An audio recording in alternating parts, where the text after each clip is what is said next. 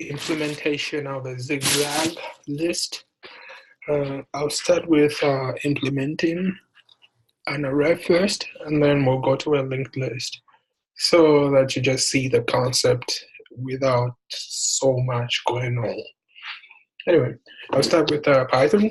If you want to see the JavaScript or C++ or C or Java implementation, there will be a link somewhere here. But anyway, let's start with Python. So I'm going to, let me see which folders I've got. All right, I'm going to go into Python folder, and I'm going to make,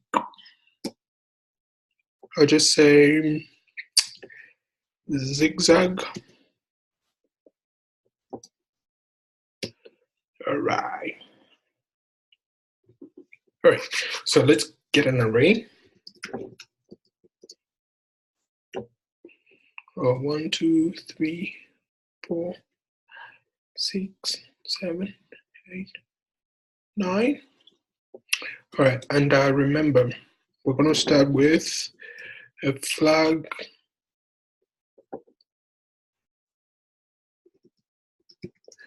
Start with a true flag.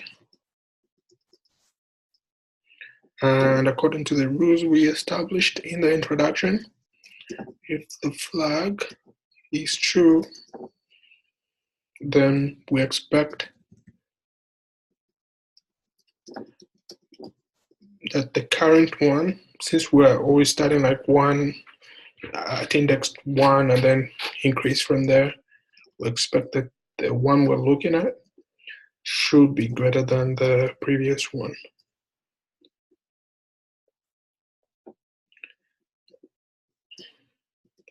Else, that means the flag is false.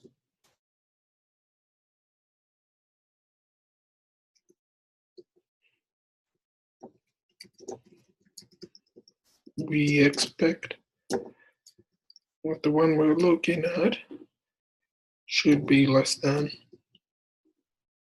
the previous one. Otherwise, we just swap the two elements. Anyway, let's do that. So we set the flag to true. Then we loop through the array. And we're going to start at index 1, since we're comparing the previous one. And we'll get the length of the array. And then we'll start comparing. So we'll check if the flag is true. That's the first statement on top here. And we have to make sure that it meets this expectation here. But the way we're going to do it, we're going to reverse. If the expectation fails, then we're going to swap. Otherwise, we don't do anything. That means everything is good.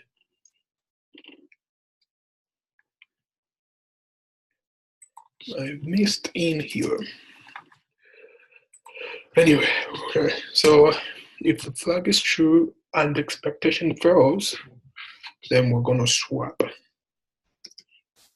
So I'll swap the element and index I and index I, which is the previous one, with the elements at the previous one with the current element. So I'm doing it all in one line here. And then the up, we're going to do the same thing, but to check the next statement here, which is if it is false. And I'm going to use an elif here. Then I'm going to flip the flag. If it's not flag, here we know the flag is true, so that means not is false. And this is what we expect if it's false, so we're going to do the opposite so that we can flip. And then when we reach the end, since we are alternating between the the low, high, low, high, we're going to flip the flag too. And if we print this, if we print the array,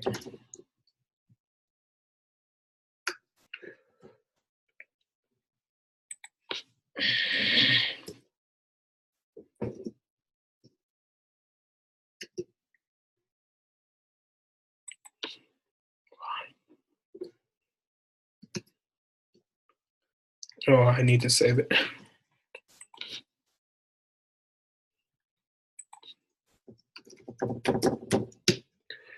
If we print the array,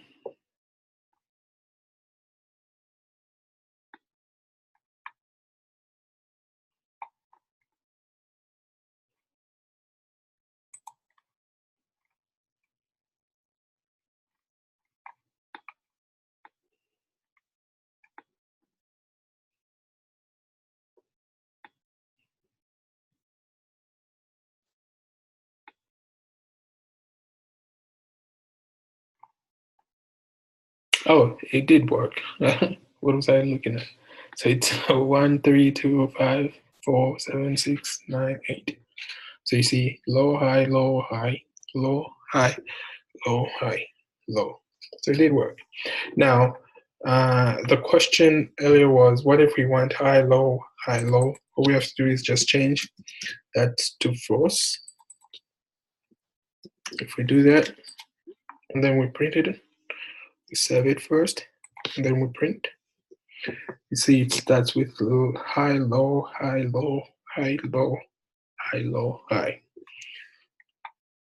All right, now since we've established this using an array, can we do the same using a linked list?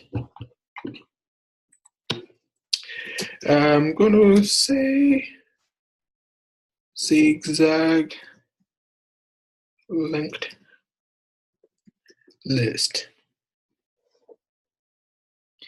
So that we just start afresh with everything we're doing here. All right, so what do we need in this linked list? We need a class solver node that's gonna like have the data, and also it's gonna have like a pointer to the next node, you know. So I'm gonna initialize the data to none, and also I'm gonna initialize the next node to none. And then I'm gonna define a constructor function. The only thing I need in here is just gonna accept the data. There's not a lot of checks I'm doing in here. It's pretty much like the helper class here. The problem is solving it. Let's quickly write it out. So we're gonna equate that data to with the node. Why autocorrect is making me crazy? All right, now we're gonna define a linked list class. And itself is gonna have a head node, which I'm gonna initialize to none. I'll define a constructor function, and it's just gonna accept like a data. It's gonna accept the data, but the way I'm gonna set this data, I'm gonna be able to like just get an array and initialize a linked list with a whole bunch of stuff. But I can also have an option of just initializing one number at a time. So I'm going to use an if statement to check if this is an instance. If it's an instance of a list, if it is, then I'm going to use a for loop to initialize the whole linked list with the nodes, and I'll just loop through it for item or for value in data, meaning each one of these data is going to be a value. I'll initialize a linked list. I'm going to add it to the linked list, and then I'll define here a function called add node, and it's going to add the value there. Otherwise, I'm just going to add it.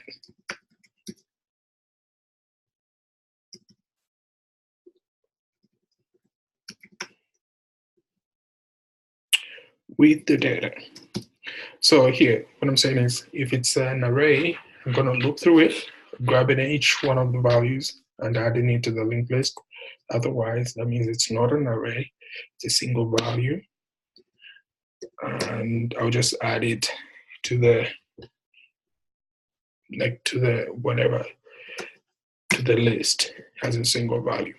So we need to define that add node function or method. It's going to accept a value. I'm going to use that value to instantiate a node. So I'll just pass the value there. And as you can see, this node will create, will store the value is going to be stored as data, and next is going to be none. So once that's done, remember here we can instantiate an array with a whole bunch of values. So I'm going to do a clever check here to see if the head has been set. Here we start with the head as none. So we can use that fact to say if this head is set or not. So we know if it's none, that means we're starting from the beginning. We're going to make the head equal to this node right here. So that if it's a single value, that still works. If it's multiple value, it's going to set the head, and then the rest of them are going to start following afterwards. Else, now in order to add all the stuff to read, we have an option of storing a tail here, but I'll just use the process of starting at the beginning and going all the way to the end. So I'll get a reference to the head. Once I do that, I'll start looping from the beginning, and I'll be checking what the value of the next node is. And as long as the next one is not none, that means we haven't reached the end. I'll be reassigning the current one with the next node. Anyway, once we reach the end,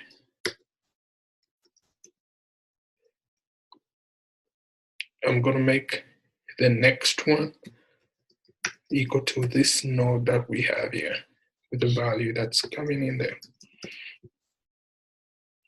So we've already instantiated the node, so we just equate it to the node. All right, so that we are able to add nodes there just to be able to see what we're doing. I'll create a helper function called print list.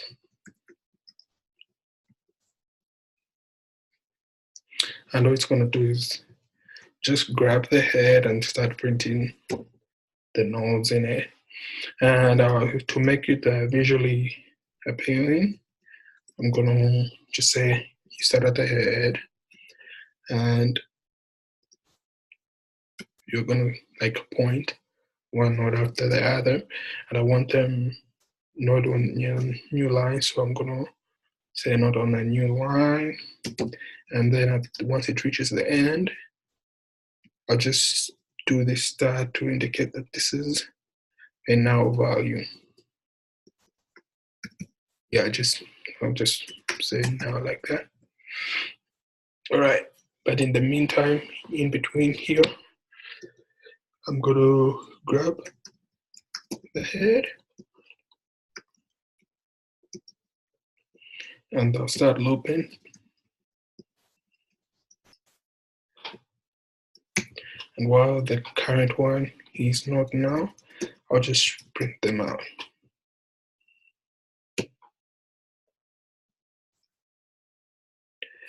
I'll transform the value of the data. We know these are integers, so I will make them into a string because I want to format it like this.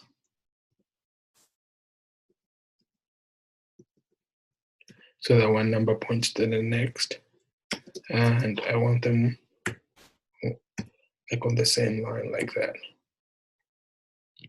All right. So I think I can test this. We don't have anything in the node. We can instantiate. Yeah. Let's grab the array from the previous one here. Actually, I'll just grab the array itself without the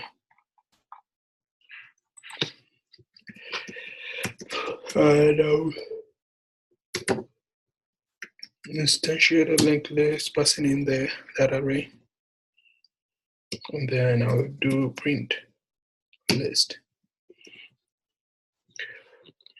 Okay.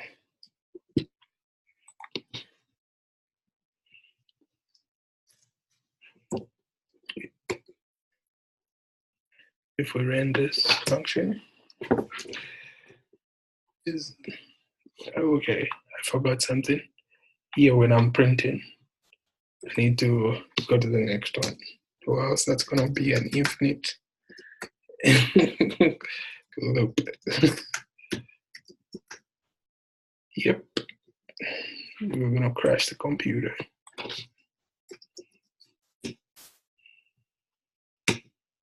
All right, there we go. So we separate the head, we bring all the numbers to number 9, and then here these are just visual stuff showing that. All right, so we've created a linked list which is all made up of nodes. Now let's do the zigzag function again.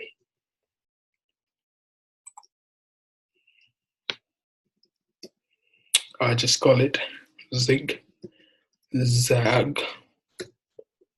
method, and we're going to start with the flag of true, just a default flag, and then we'll get a reference to the head.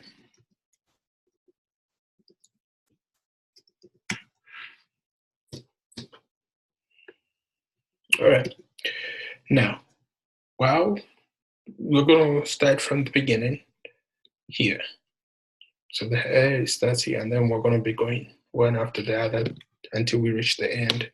And the way we do that is in the array one, we started like at index 1, and always checking the previous one. But with the linked list, since we have access to the next one and we know we can always check if it's none, we are going to use that way of doing it. So we are flipping it. So while the next one is not now, we know we haven't reached the end.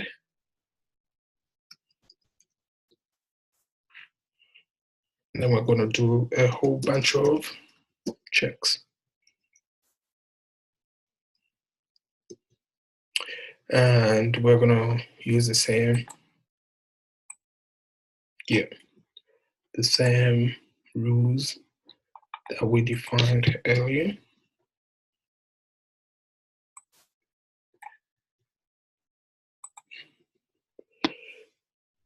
So it's starting with true here.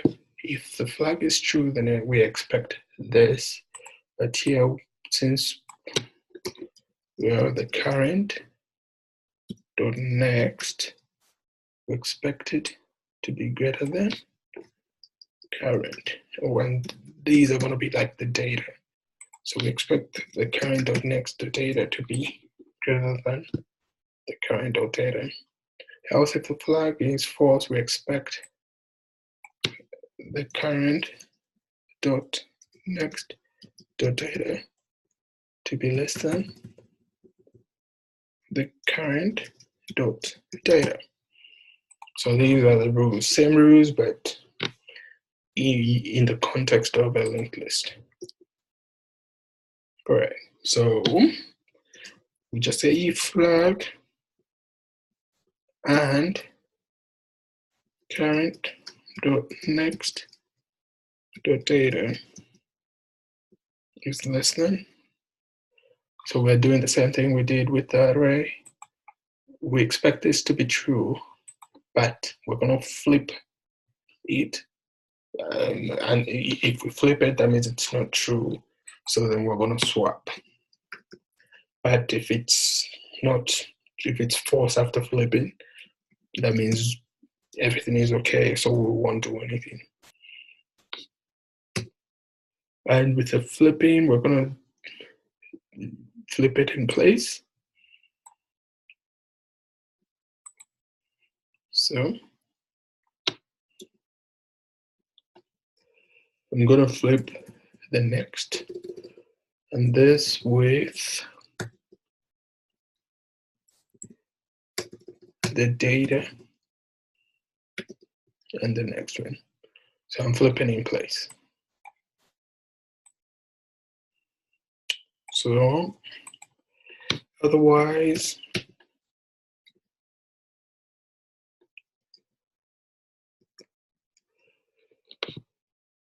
we're going to do the opposite. So we know that then if it's not flag, the opposite of this is this. So if the next one is greater than current, so something is wrong, we need to flip those. Then at the end of everything, we need to increment. First of all, we need to flip the flag. Then we also need to increment the current to the next one, or reassign current to the next one, but pretty much we're going to the next one. All right, this should work, but how are we gonna know if that has worked? After the while loop is all done at the end of the function, we're just gonna use the same function we have in the class to just print. And then in order to see if it's working, you have to instantiate it.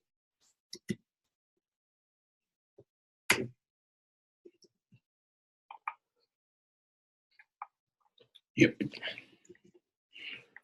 And that should work. You see it works. 1, 3, 2, 5, 4, 3, that's so cool. And we know that if we want to start with the high, we can always pass in that false value. And then if we do that, see it flips to 1, 4, 3, 6, 5, 8, 7, 9. Cool. So the same thing, I'm gonna do the same thing using JavaScript, Java, and C++ and C. So if you want to see those videos, check them out. Anyway, tell me what you think. Which one is straightforward? Okay, here with the linked list part, because we had to implement all this stuff, but the logic is all here. It's pretty much straightforward. Thanks.